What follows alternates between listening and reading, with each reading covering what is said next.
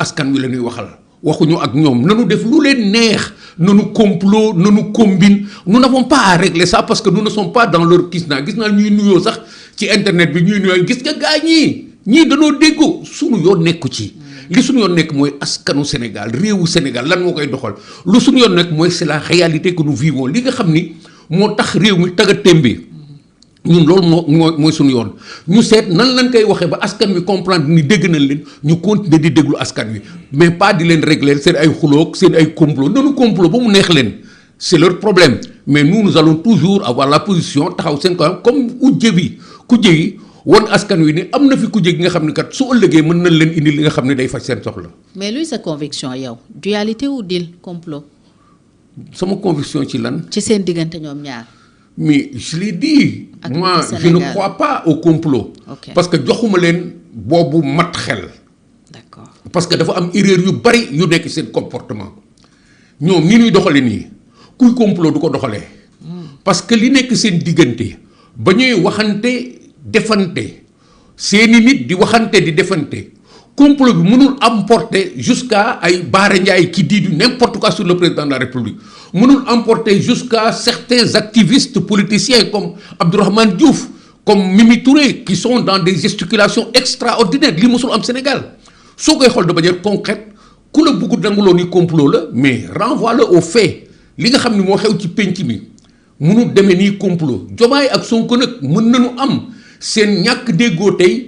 bu yàqul seen àndu àddina parce que séq nañu àddina bi nga xam ni quels que soient les positionnements politiques ou bien l'actualité politique ñoom war nañu am la possibilité de rebondir sur quelque chose qui va leur permettre de continuer à être de bons amis de grands amis ce n'est pas nouveau fii ay intérêt majeur de pouvoir le pouvoir moo toll noonu Ousmane Sonko foogoon na ni tey dina jot ci pouvoir bi depuis très longtemps wax nañ ni ñoom doon déggoon bi nu nekkee kaso bi et loolu nit mën na ko nangu parce que li ñu fi def yëpp dafa wone ni effectivement ñoom seen lalkat moo doon Sonko Diomaye bu jëlee pouvoir bi mu gàtt 2 ans après wala mu gudd en 2029 léegi il y a des changements de situation Diomaye jël na pouvoir bi li ñu doon wax ni déggoo la nekkul mais Sonko mi ñu ni moom mooy artiste bi taxaw na fii ni Sénégalais yi mandat bi mandat wu transition la mandat wu jaar jàll la bu leen ci xaar dara ñu war a dem 2029 dégg nga Serigne Gueye Diop mu ngi wax ci candidature préparer élection wu Diomaye pour 2029 certains sont en train de dire Diomaye kenn mënu ko ñàkk fal ainsi de suite mais non le candidat normal dans leur situation su fekkoon ni nu àndee ci politique noonu lañ ko ne def amul benn jiixi jaax amul benn jaxasoo aujourd'hui même si Diomaye termine son mandat benn mandat la war def jox kii dès l'instant où ils sont en conflit pour 2029 te apparemment gisuñu Diomaye di def dara pour far Sonko ci problème mu candidature wax na ni candidature Diomaye Sonko engagé wu ko mais ça veut dire que il y a une bataille politique extrêmement forte loolu nguur rek moo ko mën a indi. ci grande interview bi itam nee na Ousmane Sonko amul problème mu éligibilité. ndax voté na mars. non fal nañ ko. non assemblée nationale non ça c'est pour nous ñii Diomaye ou Sonko soo leen jàppee ci li ñuy wax te wëlbati ko woo ko seet lii xew ëllëg doo gis dara il fallait que mu touche bi question mais li mu ci wax lan la il n'a pas dit moi je waxul man lii dafa ni lii xew na fi lii xew na fi lii xew na fi mais nous savons dans le fond que il a dit avant ça que sa candidature ne m'engage pas. Oui. Est-ce que tu comprends? Et dans le même temps ses partisans parlent de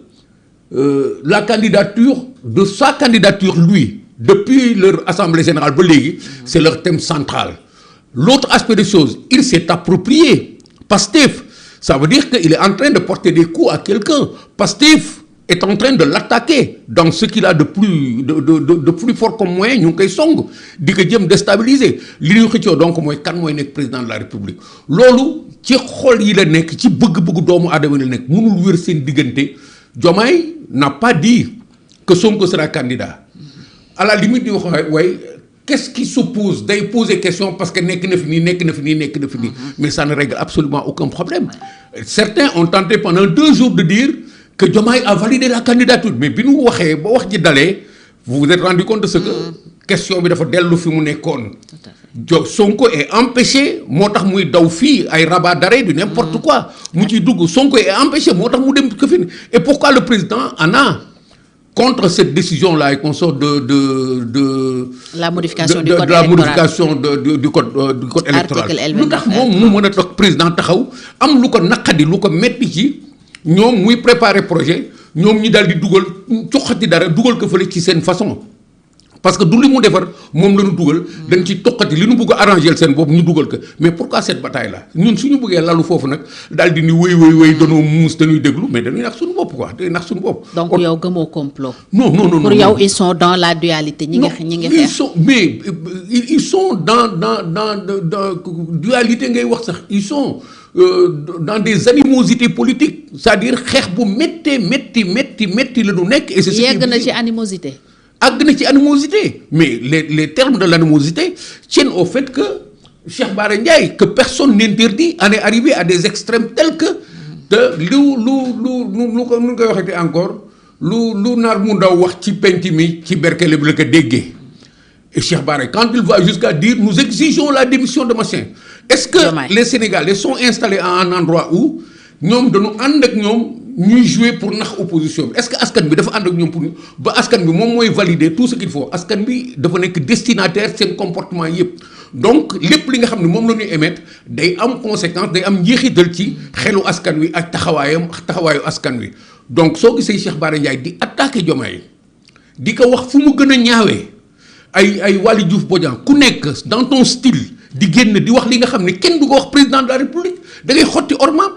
suñu àggee ba foofu ils sont dans des animosités lii lu ñaaw lu mësul am Sénégal. et quelqu'un a dit Diomaye am na ko wax ni Diomaye li mu daj ci taal bi ci ñaari at yii wala ci at bii Macky daju ko ci taal bi diggante 2021 ak 2024 et li mu wax Diomaye ci lu ñaaw mais kenn wax ko Macky ci diggante bi Diomaye Macky ñenn ñi rek après sax bi fi jógee lañu yëkkati ay baat comme ay saaga ndey di ko teg ci koom. mais Diomaye en très peu de temps saaga nu ndeyam saaga baayam dugg nu mu dëtti encore njaga ñaaw. tudd ñëpp tudd fu mu gën a ñaawee di continuer di ko def jusqu'à présent. man mënuma gëm nit ñi mën nañu am intelligence mécanique bu leen permettre ñu poser jeu bi ba noppi ñëpp ànd seeg ñoom naan dañuy fo. mag du fo tey magi jëm loonu nguur la ñuy xëccoo. dëgg la waaye alors lu musul am la kon xëy na bu ñu yeggee ca njombaxtal la mën naa jur ci réew mi lu fi mësta am lan ngay ragal situation bi yóbbu ci Sénégal. xam nga dafa du benn situation rek xam nga bu nekkoon ci réew mu dox neex. waaw neex lépp dox. contexte bi. mënoon nañu leen bàyyi ñuy xëccoo ba ku jël continuer muy neex lépp dox. mais dafa di ñoom li nga xam ni moo lal seen situation bii ñuy xeex ci kaw mooy réew mi ñoom biñ ci jotee ba léegi doxut. inventé nañu tous les motifs du monde pour expliquer que ni ñoom duñu responsable. dinaa ci ñëw wax yow. waaw ñeneen ñi ñooy responsable yi. léegi dem nañu ba askan wi gisal boppam ni ñoom ñii kat ñoo mënul ñoo tële. parce que sénégalais yi ñu ngi koy exprimer c'est pas moi qui le dis encore mais sénégalais yi de plus en plus montrent leur déception ci li nga xam ni moom moo fi xew kon su jëlee mais ba tollu fii ci diggante bi man mënuma gëm leneen lu dul il y a un désordre extraordinaire et c'est ça qui moom loolu mooy sama vérité daal en tout cas par rapport à cette question. mu mën a yegg fan.